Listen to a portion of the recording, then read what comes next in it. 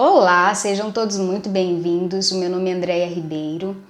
Tem um tempo que eu não gravo aqui para o canal, mas eu julguei importante, senhores, gravar esse vídeo para conversarmos sobre o regime jurídico emergencial transitório, que regulará inúmeras relações jurídicas de direito privado. Eu não irei exauri-lo, é claro, eu irei me ater às questões referentes a propriedades rurais. Este regime ele ainda não é uma lei, ele é um projeto de lei sob o número 1179, e aí eu oriento os senhores a darem o Google para acompanharem a tramitação e verificarem também as outras regulamentações referentes aos demais assuntos. Como eu disse, ele não é uma lei, ele está em tramitação. Pois bem, ele foi aprovado no Senado. Neste momento ele foi encaminhado para a Câmara, em lá sendo votado e aprovado nos mesmos termos que foi aprovado no Senado, ele será encaminhado para a sanção presidencial. E aí os senhores podem me questionar, nossa Andréia, vai demorar isso tudo? Não, possível que não.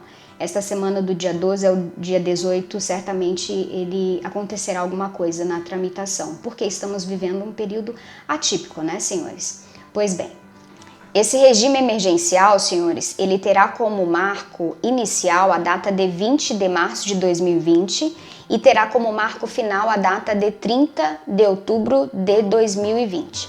Aí os senhores podem me questionar, Andréia, da onde que tiraram essas datas? Pois bem, 20 de março é por conta da data de publicação do Decreto Federal número 6, Decreto de Calamidade Pública. E 30 de outubro de 2020 foi o lapso temporal que o legislador entendeu por razoável, vamos dizer assim, tá ok? A nossa prosa, senhores, ela vai ser sobre o capítulo 7 deste projeto de lei, denominado dos contratos agrários. Este capítulo ele é composto por 3 artigos apenas, 11º, 12º e 13º. O 11º, ele fala de uma forma bem geral sobre a suspensão de alguns prazos citados nos incisos do artigo 95 do Estatuto da Terra. Não vamos nos ater a este artigo, tá ok? A nossa prosa aqui, os 2 pontos importantes da nossa prosa deste vídeo, diz respeito ao artigo 12º e ao artigo 13º. Vamos ao artigo 12º.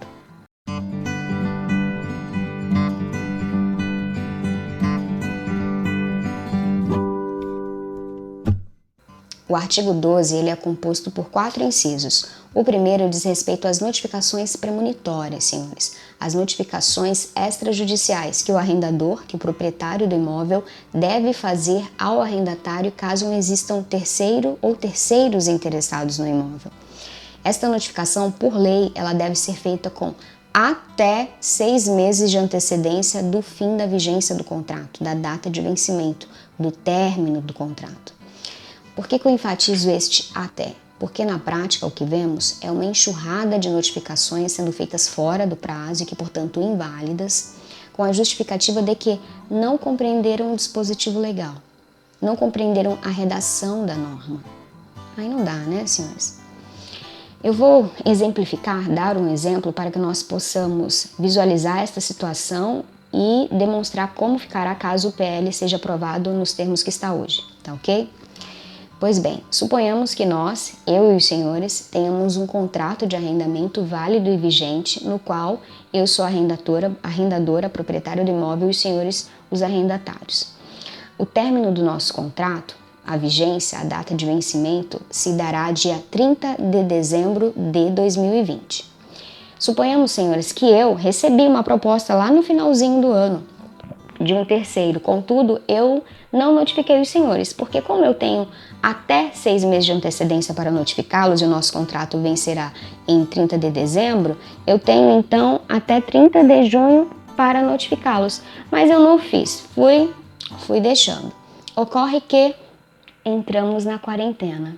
Os cartórios não estão trabalhando ou estão trabalhando de forma reduzida. E aí o PL se torna lei. Em o PL se tornando lei, o meu prazo para notificá-los, que era 30 de junho, ele se estenderá até 30 de outubro. Eu tenho até 30 de outubro para notificá-los. E os senhores, na qualidade de arrendatários, terão 6 meses para responder a esta notificação, para se manifestar, para exercer o direito de preferência dos senhores. Compreenderam? Pois bem, suponhamos que eu notifico os senhores no meu último prazo, no meu último dia, 30 de outubro. Pois bem, o contrato que venceria em 30 de dezembro, ele passará a ficar vigente, se tornará vigente por mais 6 meses a partir da minha notificação. Então, os senhores terão 6 meses para exercer o direito de preferência, para se manifestar da minha notificação, e o prazo permanecerá vigente por este período, tá? Por estes 6 meses que os senhores terão para se manifestar. Compreenderam? É isto que diz o artigo 1º o inciso 1º deste artigo. Compreendido? O inciso 2 do artigo 12, ele diz respeito ao prazo de 30 dias que o arrendatário tem para se manifestar sobre eventual nova proposta que o arrendador, que o proprietário da terra possa ter feito. Aí os senhores podem me questionar, como assim, Andréia, nova proposta? Não estou entendendo. Vamos ao exemplo. Suponhamos que eu e os senhores tenhamos um contrato válido e vigente. Contudo, desta vez, a data de vencimento do nosso contrato será 30 de agosto. E eu recebi aquela proposta lá do terceiro que já estava de olho nas minhas terras. Pois bem, como o nosso contrato vencerá em 30 de agosto, eu tenho até 30 de fevereiro para notificá-los. Eu tinha, e assim eu fiz. Eu os notifiquei no meu último prazo, 30 de fevereiro. Pois bem, a lei, senhores, me assegura a possibilidade de, nos 30 dias subsequentes à minha primeira notificação, apresentar uma nova proposta ou desistir. Por quê? Porque pode ser que eu troque de terceiro, apareça um outro terceiro interessado nas minhas terras, ou os termos com aquele terceiro mude, ou eu desista de vez, enfim. A lei me confere esta possibilidade de, nos 30 dias subsequentes, apresentar uma nova proposta ou desistência. E assim aconteceu. Mudaram-se os termos com o terceiro e aí a minha primeira notificação, que foi feita dia 30 de fevereiro, eu tive que apresentar uma segunda no dia 15 de março. E o que aconteceu? Entramos na quarentena. E aí? Bom, com o PL se tornando uma lei e entrando em vigor, o arrendatário, que teria até o dia 15 de abril para se manifestar, uma vez que ele recebeu a nova notificação dia 15 de março, ele teria até o dia 15 de abril para se manifestar. Como entramos num período de quarentena, entramos no período emergencial de 20 de março a 30 de outubro, o prazo para ele se manifestar começará a correr dia 30 de outubro, ou seja, ele terá até o dia 30 de novembro para se manifestar desta nova notificação. Compreenderam? É isto que determina o inciso 2º deste artigo. O inciso 3 do artigo 12 do PL, senhores, ele trata sobre a possibilidade do arrendador, do proprietário do imóvel, solicitar do arrendatário a propriedade para uso próprio ou para descendentes.